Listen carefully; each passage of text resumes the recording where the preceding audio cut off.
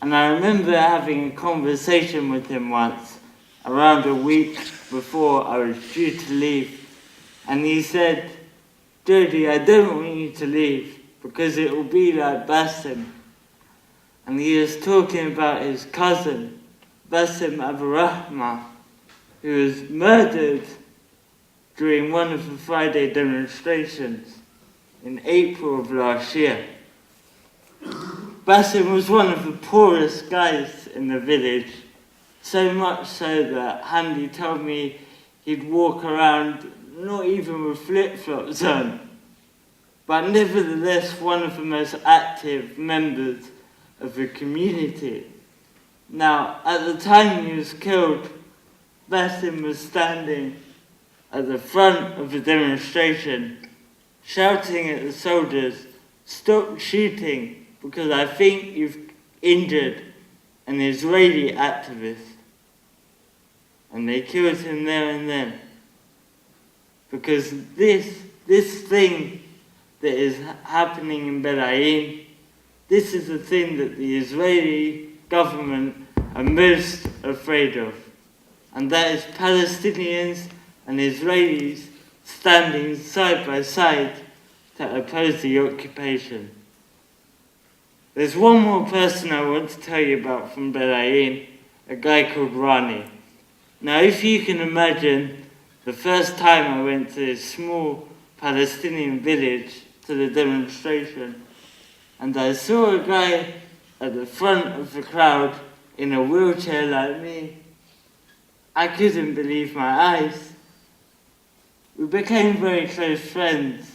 I mean, by the end of the 6 months, he was offering to find me a Palestinian wife.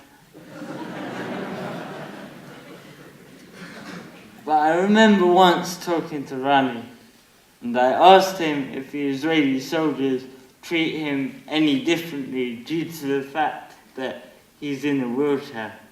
And he said, "Jody, I want to tell you 2 things.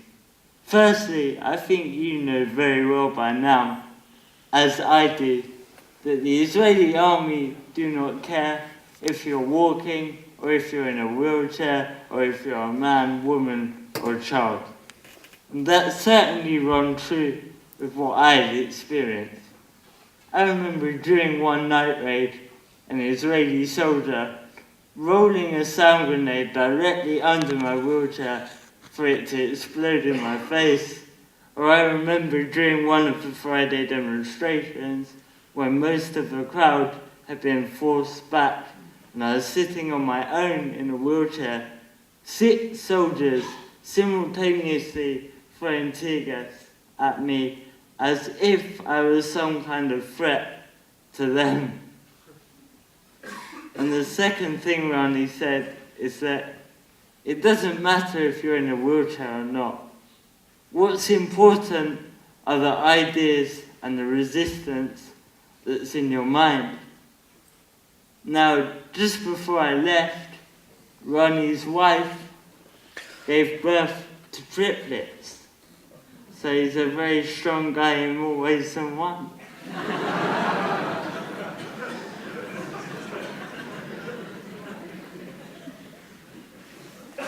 After 6 months in Belayim, I decided that I would travel to Gaza. So I made my way to Cairo in Egypt, where over 1,000 foreigners were trying to do the same thing. Needless to say, I was the only one that succeeded. The Arabic I picked up in Belayim came in very handy. So when I got to each one of the checkpoints that the Egyptian government had set up to stop people from getting to Gaza, I said in Arabic, "Oh no, I'm an Egyptian, I've forgotten my ID at home, but my father is waiting for me." And they all believed me, and some hours later I was on my way to Gaza. I ended up crossing the border with an aid organisation that had driven all the way from London to Gaza to deliver aid. But once we got in, I realised that the Egyptian government were forcing them all to leave within 24 hours. So after sleeping the first night in the hotel with this organisation, I woke up early in the morning, walked downstairs and walked out the front entrance. And the security guards there said in English, excuse me, where are you going? You're not allowed to go off on your own. Do you want to come and have breakfast? And I said in Arabic, sorry, I think there must have been some kind of mistake here. I'm not with this organisation. Actually, I'm a member of the welcoming committee. My name is Ahmed Ali. I'm from Jabalia refugee camp. And they said, oh, okay, have a nice day. And that was great. So I ended up staying in Gaza, living in Gaza for 2 months. Now, all I can say is that the situation in Gaza now is no better than the situation a year and a half ago after the massacre that Dr. Finkelstein was written about. The second night I was sleeping in Gaza, I woke up at around 2:30 in the morning to loud bangs outside my bedroom window. And Israel was bombing Gaza City. But of course, we don't hear about that here. That night, 3 people were killed, including a 14-year-old boy. But we don't hear about that here, because these are victims that do not matter. The people of Gaza continue to suffer from the effects of the siege. Farmers going to farm their land are shot at.